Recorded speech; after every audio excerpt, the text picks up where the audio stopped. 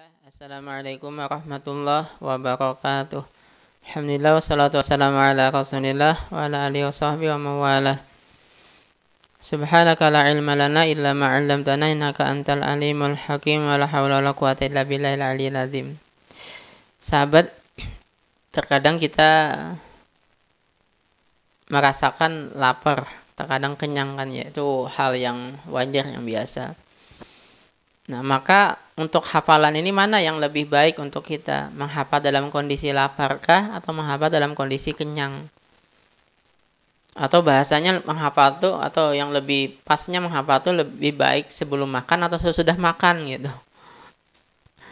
Nah, sahabat yang dirahmati Allah, kadang kita pas lapar gitu. Kadang juga saya ngedengar santri nggak bisa hafalan Ustaz kalau sudah sore Senin misalnya.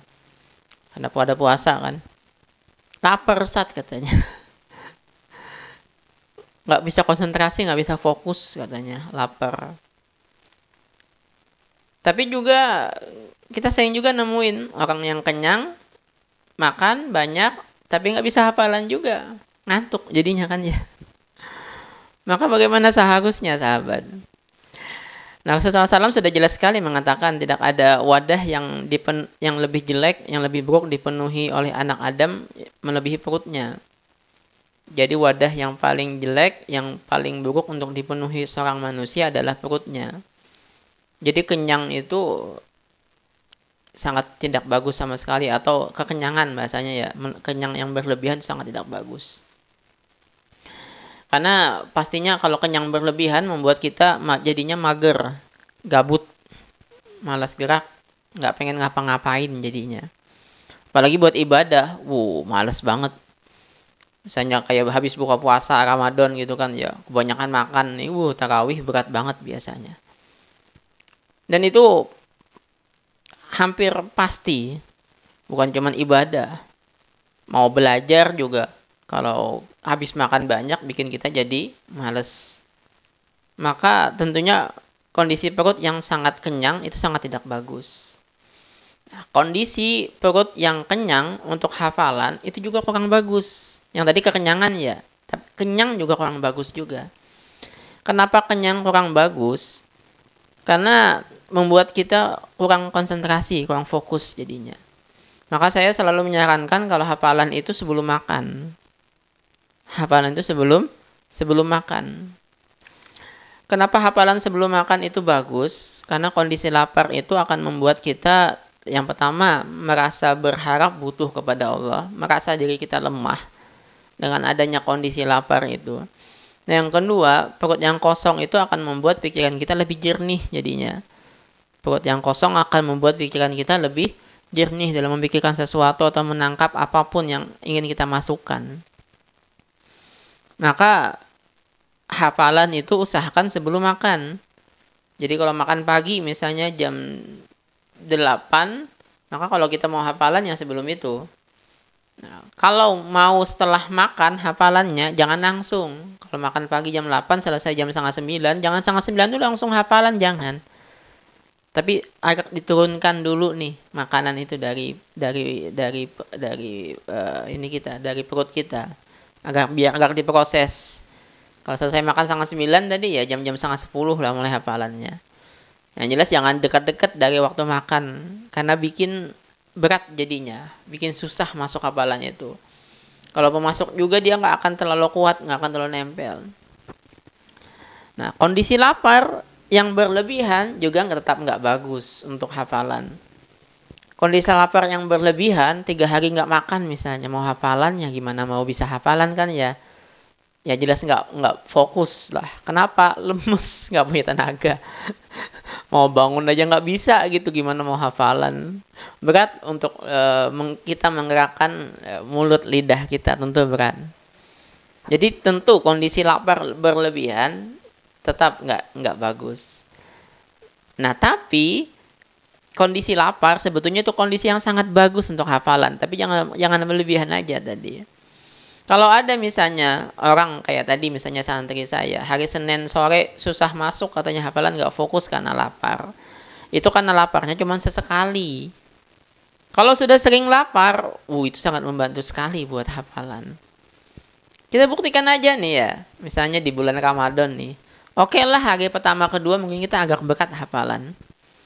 Tapi di hari-hari sesudahnya nanti, hari ketiga, keempat, kelima, keenam, ketujuh, mau sore sekalipun, kita insya Allah bisa hafalan tetap. Dan itu akan mudah, akan enak sekali masuk ke dalam pikiran kita hafalan itu, hati kita. Dan itu sudah saya buktikan. Saya dulu waktu hafalan itu hampir 1 bulan Ramadan itu full saya kosongkan dari kegiatan yang lain. Hanya untuk hafalan saja. Tapi saya hafalannya mandiri ya. Dan itu berasa enak sekali. Kita baca Quran juga di bulan Ramadan itu terasa enak sekali walaupun sore sudah nih ya. Walaupun perut agak keroncongan tapi karena udah terbiasa kita lapar setiap hari, memang kita berlapar di sore dari siang sampai sore itu, maka kita udah biasa, udah nyaman. Nah, kondisi lapar ini akan sangat membantu sekali untuk hafalan itu bukan cuma masuk ke dalam pikiran kita, tapi bahkan ke dalam hati kita. Asal tadi jangan lapar yang berlebihan. Nggak sahur misalnya. Subuhnya nggak sahur, puasa. Ya sorenya lapar banget lah ya. Karena memang sahur yang sebetulnya itu katanya salam saharu fa'inna fis sahuri barakah ditinggalkan. Karena dalam sahur itu ada keberkahan. Ada keberkahan. Maka intinya kondisi yang paling bagus untuk kita ngapal itu dalam kondisi perut kita tidak terisi. Perut kita kosong. Karena ini yang dilakukan oleh Rasulullah SAW dan sahabat dulunya. Mereka-mereka yang kuat hafalan itu bukan mereka yang kuat makannya. Mereka yang makannya seala kadarnya. Yang katanya Rasulullah SAW itu cukuplah makanan yang masuk ke dalam perut kita itu yang untuk menegakkan punggung kita saja. Cukup yang segitu aja. Jangan berlebihan. Karena dengan makan yang sekadarnya inilah akan menguatkan kita untuk ibadah, dan masuk ibadah di dalamnya adalah murojaah, menghafal, dan membaca Al-Quran. Yang sampai Rasulullah SAW memberikan batas itu, makan kita itu, tubuh kita ini bagi 3 kan ya, sepertiga buat makanan, udara, dan air. Jangan kelebihan buat makanan. Kondisi lapar ini akan sangat membantu sekali, dan saya juga udah sangat berasa membuktikan sekali kondisi lapar ini akan membantu kita sekali untuk menghafalkan Al-Quran. Maka kalau kita pengen merasakan kondisi ini ya paling tidak kita puasa Senin Kemis. Itu paling tidak kan ya. Dan di hari-hari biasa pun jangan biasakan mengenyangkan perut kita. Cukup makan sekadarnya saja. Nah insya Allah kalau kita mau makan sekadarnya saja, kita puasa Senin Kemis, kalau bisa bahkan kita puasa Daud, maka itu akan membantu sekali untuk kita menghafalkan Al-Quran. Tapi kalau kita terbiasa makan kenyang, udah makan nasi, makan gorengan, makan cemilan, makan nasinya nambah lagi, aduh, itu bukan sangat tidak mendukung kondisi itu untuk kita menghafalkan Al-Quran. Demikian sahabat yang dapat saya sampaikan, semoga bermanfaat. Subhanakallahumma bihamdik, asyhadu an la ilaha illa anta, astaghfiruka wa atubu ilaik. Wabillahi taufik wal hidayah. Wassalamualaikum warahmatullahi wabarakatuh.